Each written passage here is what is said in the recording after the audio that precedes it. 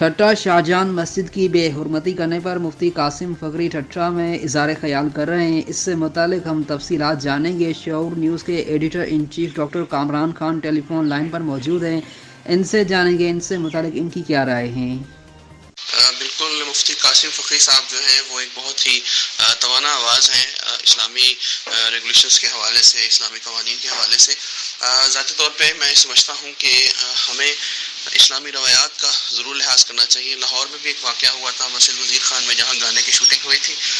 یہ بیسیکلی جو اسلام سے دوری ہے، اور اللہ تعالیٰ پر ایمان تو شاید ہم لوگ رکھتے ہیں، لیکن ہمیں کسی بھی حد تک یہ معلوم نہیں کہ ہمیں ادب احترام کیا کرنا ہے۔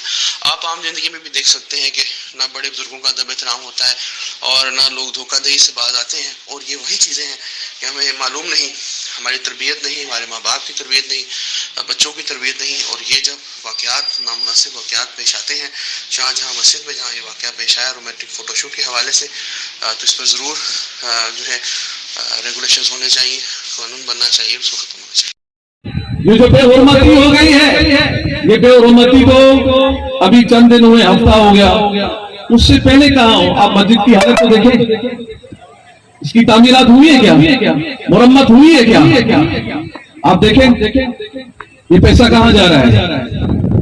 اور یہاں پر ناچ گانے کے لیے اجازت